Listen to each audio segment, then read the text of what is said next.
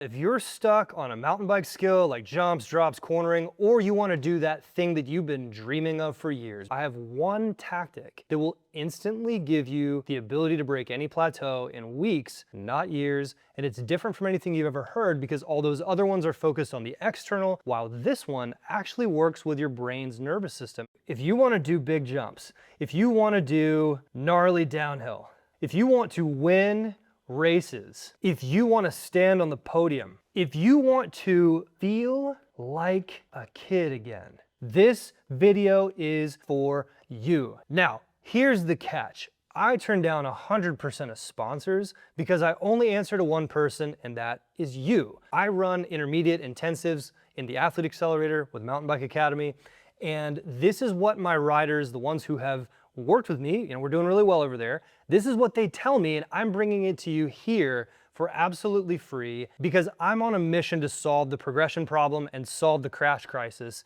that's plaguing mountain biking right now. So if you want to shred with confidence, listen closely to this video. We use this one tactic, and the tactic is called instinct activation. Instinct activation is a 4-step process that you have to follow in order, and you can't skip or else it won't work. Instead of fighting the body and the natural way that you learn, we use the way that you are, it's just your God-given talents, and we activate them so that you can get rapid progression, okay? It gives you 3 things. 1, it eliminates bad habits forever. It solves over-practicing by giving you the right way to do it the first time, so you do it the right way, you feel it, and then you bake in the good habit. Number 3, it eliminates years of frustration of doing it the wrong way, thinking you did it the right way. Ultimately, this gives you the confidence and the feeling that you've been chasing to ride like a kid again. That's what this is about. So you may be wondering what qualifies me to know this over a professional mountain biker like Aaron Gwynn or Skills with Phil. It's actually not because I'm overqualified above them, it's because what they do is different. Those guys are elite athletes, and you should listen to them for the part of how to be an elite athlete if you're already an elite athlete, but you're listening to my channel, which might mean that there's something else missing. I've been where you are many times. First, when I started riding, I was terrible. I had no guidance, and I crashed my way to confidence, and I made it through that. And my very first thing I did was I sent it over the bar straight to the emergency room with a broken collarbone. Number 2, instead of being a great mountain biker and keeping that, I actually lost all of my skills because when I got a full-time job, a lot of stress, had to renovate my own house, and also just had wife and kids and standard stuff, I had other things catch up to me. All the injuries I had from high school with my arthritis in my neck, I had a torn ACL in high school, and also some other issues where I couldn't move properly. I found myself compensating in my 30s to make up for bad technique based on this. So basically, I lost all of the skills that I had when I was racing Division 1 and partnering with Red Bull and hosting the night shift. It was awesome, but then I lost it all. I had a major complex knee injury just after that and had to relearn how to walk and run and move and jump, and ended up being better than I was before. Why is this? Well, it's because I have instinct activation. I've developed this method and I'm here to share it with you. Real quick, if this helps you, go ahead and subscribe right now, and I'll give you my free fundamentals course later on this winter. I can only find you if you subscribe to the channel. All right, so let's break this down skill by skill. First, we're gonna take a look at Mark. So Mark is a good rider and he's out of the bike park pretty frequently, but he couldn't whip to save his life. What I noticed with Mark's movement pattern was that he actually was quite athletic and he was able to do everything correctly, but even after years of riding and tons of practice, he couldn't get the bike sideways. So what I did is I gave him specific tips on breathing, on how to breathe before, during, and after jumping the mountain bike to help him with fluidity on the bike. And immediately it opened up his whips and he sent it way further sideways. You can see right here.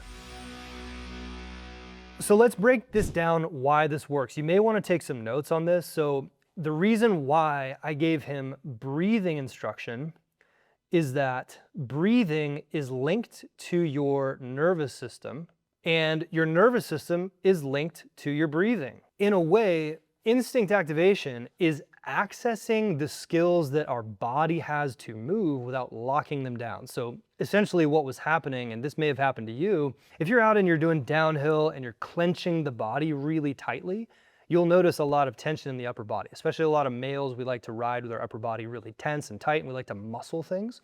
So Mark knew that he had to get his handlebar sideways, but his body wasn't allowing him to use the full range of motion because his breathing was tensed, okay? So what we did is we gave him a breathing exercise and some insight into how to do that. He took it at the trail and it ended up working. So again, the nervous system and breathing are connected. Part of the reason why they're connected is because breathing is a function of the diaphragm. I literally cannot spell. Go ahead and leave a like on the channel because I need to bring my confidence back up after that spelling attempt right there. That is abhorrent. So the diaphragm, when it moves, it is the first mover. And when the first mover is locked or used out of order, then the other sequence, which is going to be your transversus abdominis muscle, as well as the rectus abdomini, all the other core muscles that you need to use properly to have firmness but also movement, they lock up.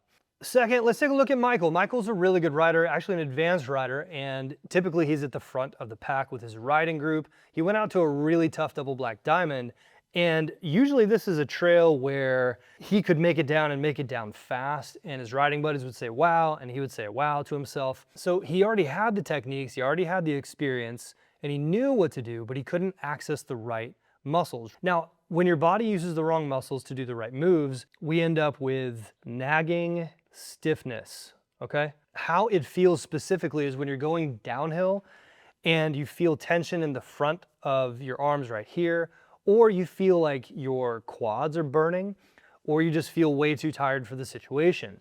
All of these are signs and symptoms of we're using big muscles to lock in position versus actually balancing. The reason why we do this is because we never had balance to begin with. Balance is a function of instinct. Instinct can be broken for a couple different reasons. One is we actually don't have balance to begin with, which means you need to train it off the bike.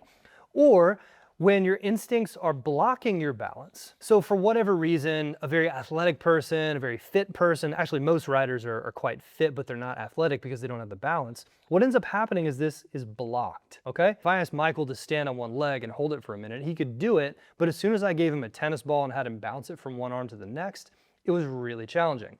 Things like this indicate that your balance is blocked and we need to activate that instinct off the bike, or we need to actually build balance off the bike.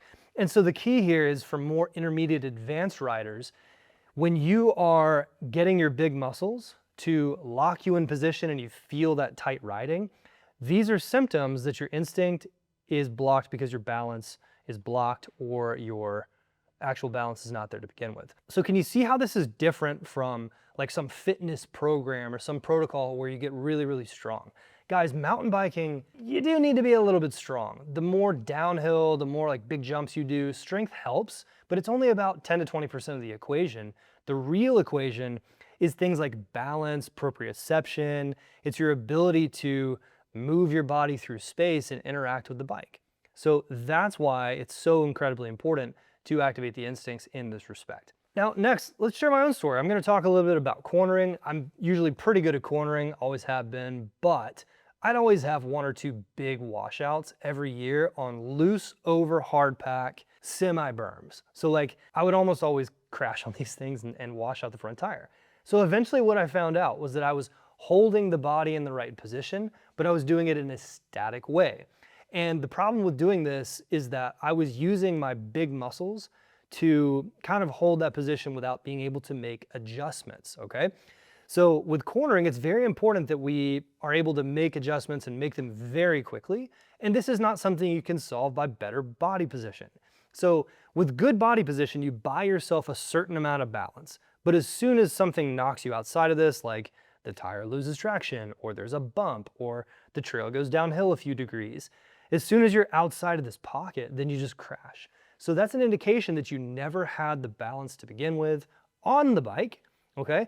And so when you don't have the balance on the bike, that means you're not making adjustments. So what I had to do was, ironically, I discovered this completely off the bike. And I was doing like multiple off the bike exercises. I'll show you an example of one right here where I'm jumping up and doing a pistol squat on my landing. I was just playing around with this and I realized, oh my gosh, I almost fall when my core feels this way.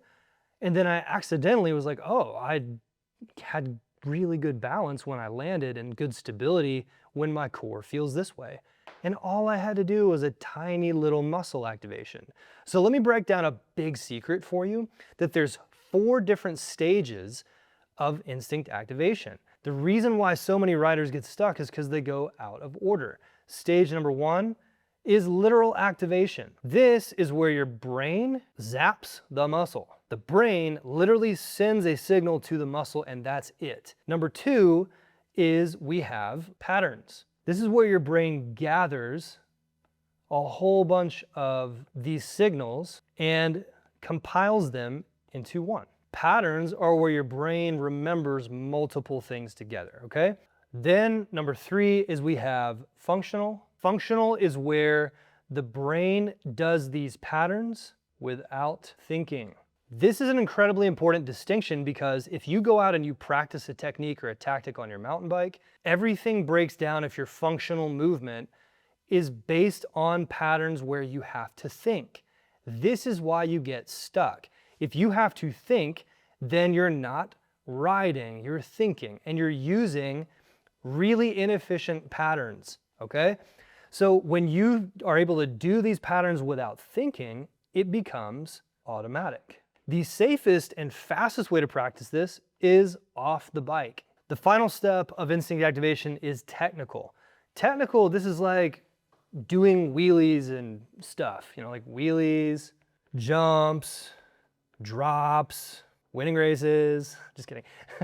Technical is where you take all of these other things where you're not thinking and you do them in a complex and changing environment without thinking about them. Everyone tries to teach you technical skills using whatever in the world you've got over here. The quality of your technical skills is based on the quality of your muscle activations, your neurological patterns, and your functional movement. This is why athleticism is so incredibly important. Can you see how this is totally different from any clinic, any YouTube tactic, anything you maybe have ever heard before and can apply to any skill? Give me a like if it's true. Let's say you never attend one of our performance intensives. Let's say you never join up. The single best thing I would do if I were you, number 1, is a daily full range of motion practice, okay? So something where it's like 15 minutes a day, 20 minutes a day, and you're using your entire range of motion for your main joints. That's your neck, your shoulders, your thoracic spine, your hips, your knees, and you just spend 15, 20 minutes moving throughout this, okay? And number 2 is I would do anything to work on the core, okay? So planks, sit-ups, and anything is better than nothing, and you kind of can't overtrain it as long as you are resting and doing a good job there. Number 3, if I were you, I would work on breath work where you support and you don't clench. In other words, work on diaphragmatic breathing, find a way to do that. I've got some cool videos on how to do some of this stuff on the channel. I can link them here. If this is clicking for you, you're part of the movement. If you believe that fighting to stay young and being able to say, I did it on the bike is important to you, congratulations, you're one of us. Now, you have a choice. You can either look at this video and go, nice idea, I'll think about it later, or you can be like some of the hundreds of riders who have transformed their riding completely. Riders like Michael, riders like Mark, and hundreds of others who have worked with us from across the globe.